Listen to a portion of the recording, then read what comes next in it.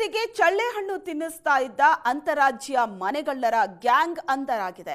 14 ಕಳ್ಳತನ ಪ್ರಕರಣ ಭೇದಿಸಿ 11 ಅಂತಾರಾಜ್ಯ ಕಳ್ಳರನ್ನ ಗದಗ ಪೊಲೀಸರು ಬಂಧಿಸಿದ್ದಾರೆ. ಬೀಗ ಹಾಕಿದ ಮನೆಗಳನ್ನ ಟಾರ್ಗೆಟ್ ಮಾಡ್ತಾ ಇದ್ರು ಈ ಖತರ್ನಾಕ್ ಕಳ್ಳರು. ಹಲವು ವರ್ಷಗಳ ಕಾಲ ತಲೆಮರೆಸಿಕೊಂಡಿದ್ದ ಗ್ಯಾಂಗ್ ಅನ್ನ ಗದಗ ಪೊಲೀಸರು ಬಂಧಿಸಿದ್ದಾರೆ.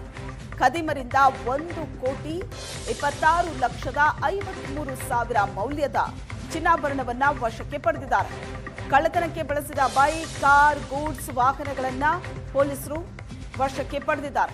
ಬೆಳಗಾವಿ ಮೂಲದ ಸುರೇಶ ಸಿಂಗನೂರು, ಸುರೇಶ ತಮ್ಮಣ್ಣವರ್, ಧಾರವಾಡದ ನಾಗಪ್ಪ, ಶಿವು, ಶಂಕರ್, ಮಂಜುನಾಥ್ ಸೇರಿ 11 ಜನ ಅರೆಸ್ಟ್ ಆಗಿರೋದು. ಖದೀಮರ ವಿರುದ್ಧ ಬೆಟಗೇರಿ, ಧಾರವಾಡ, ಬೆಳಗಾವಿಯಲ್ಲೂ ಮನೆ ಕಳ್ಳತನದ ಕೇಸ್ಗಳು ದಾಖಲಾಗಿತ್ತು. ಹೊರವಲಯದಲ್ಲಿ ವಾಹನ ನಿಲ್ಲಿಸಿ ಸಿಟಿಗೆ ಗ್ಯಾಂಗ್ ಎಂಟ್ರಿ ಆಗ್ತಾ ಇತ್ತು. ಮೊಬೈಲ್ ಬಳಸದೆ ಪೊಲೀಸರಿಗೆ ಸುಳಿವು ಸಿಗದಂತೆ ಈ ಗ್ಯಾಂಗ್ ತಲೆಮರೆಸಿಕೊಂಡಿತ್ತು. ಸಿಸಿ ಕ್ಯಾಮೆರಾಗಳಿಂದ ರಕ್ಷಣೆ ಪಡೆಯೋದಕ್ಕೆ ಮುಸುಕು ಧರಿಸಿ ಕಳ್ಳತನವನ್ನ ಈ ಗ್ಯಾಂಗ್ ಮಾಡ್ತಾ ಇತ್ತು. ಪ್ಲಾಸ್ಟಿಕ್ ಚಿಂದಿ ಆಯೋ ನೆಪದಲ್ಲಿ ಕಳ್ಳತನಕ್ಕೆ ಖದೀಮರು ಪ್ಲಾನ್ ಹಾಕ್ತಾ ಇದ್ರು. ಹಲವು ವರ್ಷದ ನಂತರ ಅಂತಾರಾಜ್ಯ ಕಳ್ಳರನ್ನ ಗದಗ ಪೊಲೀಸರು ಬಂಧಿಸಿದ್ದಾರೆ.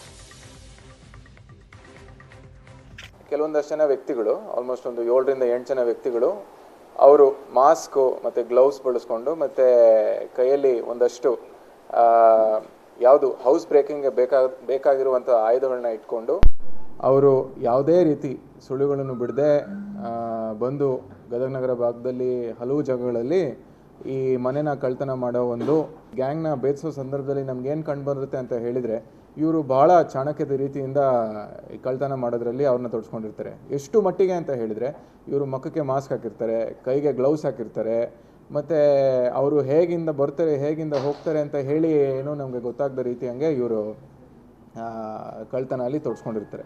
ಒಂದು ಸಣ್ಣ ಕ್ಲೂ ಮೇಲೆ ನಾವು ಈ ಕೇಸ್ನ ಪತ್ತೆ ಹಚ್ಚಲಿಕ್ಕೆ ಸ್ಟಾರ್ಟ್ ಮಾಡ್ತೀವಿ. ಆ ನಂತರ ನಮಗೆ ಒಬ್ಬ ಸಿಗ್ತಾನೆ, ಅವನಿಂದ ಇನ್ನು 7 ಜನ ಸಿಗ್ತಾರೆ. ಅವ್ರನ್ನ ನಾವು ಧಾರವಾಡ ಭಾಗದಲ್ಲಿ ಅರೆಸ್ಟ್ ಮಾಡಿಕೊಂಡು ಕರ್ಕೊಂಬಂದಿರ್ತೀವಿ. ಈ 8 ಜನಕ್ಕೆ ಒಬ್ರಿಗೊಬ್ರಿಗೆ ಸಂಬಂಧ ಇದೆ. ಎಲ್ಲರೂ ಇಲ್ಲ ಅಕ್ಕ ತಂಗಿನ ಇವ್ರ ಅಕ್ಕ ತಂಗಿನ ಅವ್ರ ಮದುವೆ ಮಾಡ್ಕೊಂಡಿರ್ತಾರೆ, ಇವ್ರಿಗೆ ಈ ಥರ ಸಂಬಂಧ ಇರ್ತಾರೆ. ಮತ್ತು ಎಲ್ಲರದೂ ಪ್ರವೃತ್ತಿ ನೋಡಿದರೆ ವೃತ್ತಿ ಪ್ರಕಾರ ಎಲ್ಲ ರ್ಯಾಕ್ ಪಿಕ್ಕರ್ಸ್ ಆಗಿರ್ತಾರೆ. ಅಂದರೆ ಈ ಕಸ ಕಡ್ಡಿ ಆಯುವಂಥವ್ರು. ವಶಪಡಿಸ್ಕೊಂಡಿರೋ ಮಾಲು ಮತ್ತು ರಿಕವರ್ ಮಾಡಿರೋ ಮಾಲ್ನ ನಾವು ಒಟ್ಟು ಗೂಡಿಸಿದ್ರೆ ಈ ಒಂದು ಗ್ಯಾಂಗ್ನ ಒಟ್ಟು ಅಂದಾಜು